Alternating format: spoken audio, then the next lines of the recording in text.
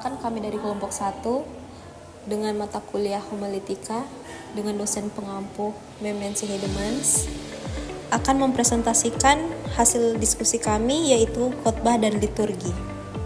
Kita masuk pada materi yang pertama, yaitu definisi khotbah. Istilah khotbah berasal dari kata sifat Yunani homiletika. Kata homiletika berasal dari kata kerja bahasa Yunani homilein yang artinya bercakap-cakap.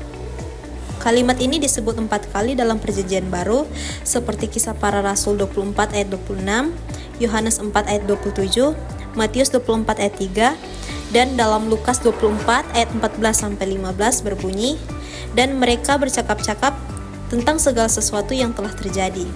Ketika mereka sedang bercakap-cakap dan bertukar pikiran, datanglah Yesus sendiri mendekati mereka, lalu berjalan bersama-sama dengan mereka. Dari kata ini timbul kata sifat homiletika yang dihubungkan dengan kata teknil yang artinya ilmu pergaulan atau ilmu bercakap-cakap. Pada dasarnya, khotbah adalah salah satu sarana atau alat untuk mengomunikasikan pokok-pokok pengajaran iman Kristen yang berpusat pada Alkitab kepada para pendengar. Jadi, melalui khotbah, pendengar mendapatkan pengajaran firman Allah atau pesan Allah untuk diberlakukan dalam kehidupan setiap umat Tuhan. Dari pernyataan di atas, khotbah adalah bagian yang terpenting dalam kegiatan ibadah yang sedang berlangsung. Oleh karena itu, khotbah tidak dapat terpisahkan dalam kegiatan ibadah, apalagi bila khotbah mengabaikan pengajaran firman Allah dalam kegiatan ibadah yang sedang berlangsung. Selanjutnya, dasar teologi dari berkhotbah. Khotbah sangat berbeda dengan menyampaikan pidato, sebab sesungguhnya khotbah yang disampaikan memiliki beberapa dasar teologi. Antara lain, yang pertama, khotbah merupakan amanat ilahi dari Tuhan. Kemudian khotbah merupakan tugas untuk menyampaikan firman Allah dan sekaligus mengimaninya. Kemudian khotbah merupakan alat untuk membangun kehidupan persekutuan ibadah kepada Tuhan.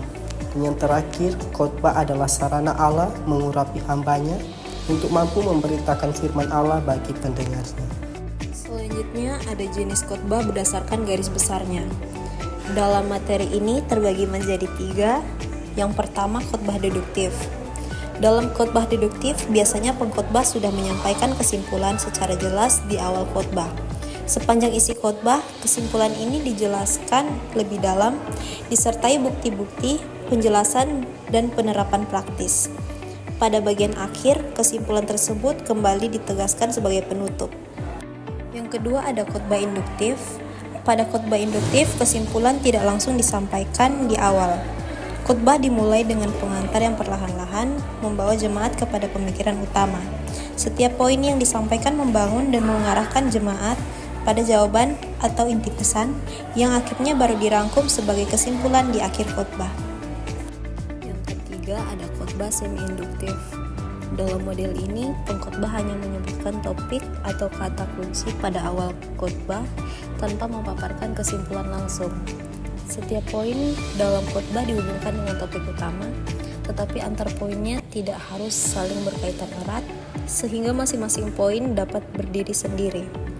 Kesimpulan biasanya disampaikan pada poin terakhir, sehingga khotbah mencapai puncaknya dengan kuat.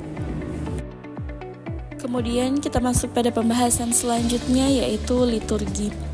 Kata liturgi berasal dari bahasa Yunani leiturgia yang terdiri dari 2 bagian, yaitu ergon yang berarti pekerjaan atau karya dan leitos yang berarti rakyat atau bangsa. Secara harfiah, liturgia berarti karya atau pelayanan yang dilakukan untuk kepentingan masyarakat.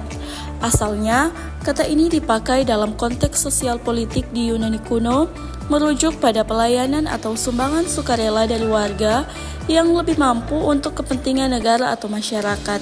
Kemudian pada abad ke-4 sebelum Masehi, penggunaan kata ini semakin meluas untuk menggambarkan berbagai jenis.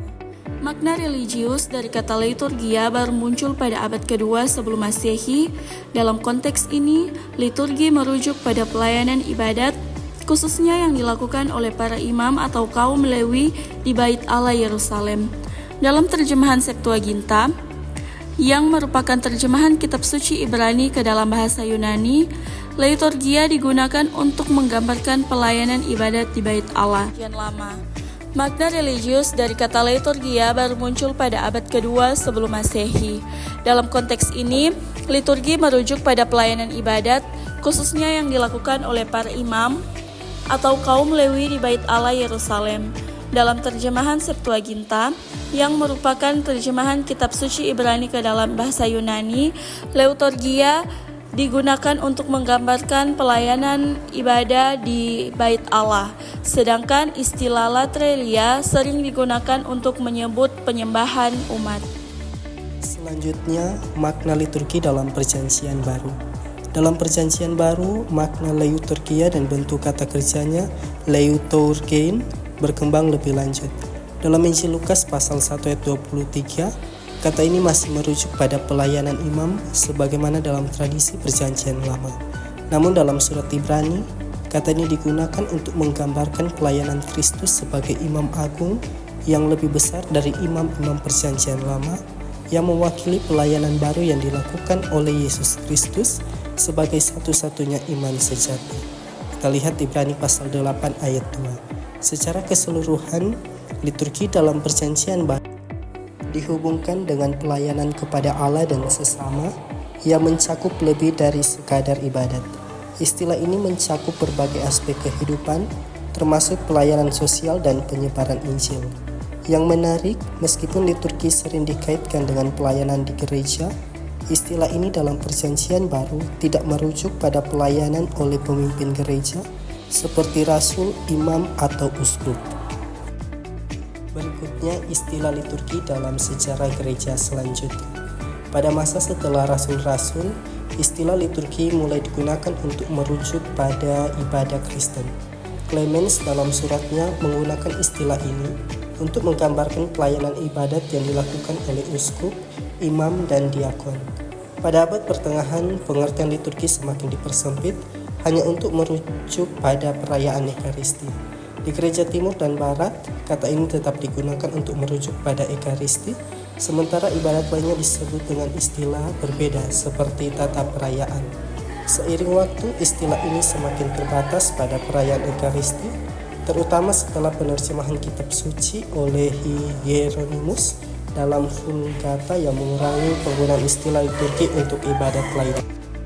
Khotbah dan liturgi. Khotbah dan liturgi tidak saling bertentangan, melainkan bersama-sama mencerminkan kondisi gereja yang sedang berjalan di dunia ini. Jika salah satu bagian ditiadakan, maka kebaktian akan kehilangan keseimbangan. Tanpa khotbah, kebaktian bisa terasa seolah-olah gereja sudah mencapai kemuliaan surga tanpa perlu lagi pembinaan.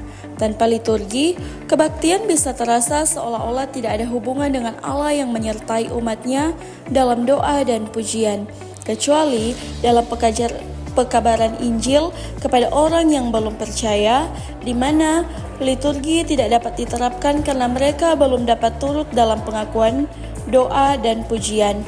Namun, tujuan utama pekabaran Injil adalah untuk membawa orang percaya agar mereka dapat turut serta dalam liturgi bersama dengan umat Allah.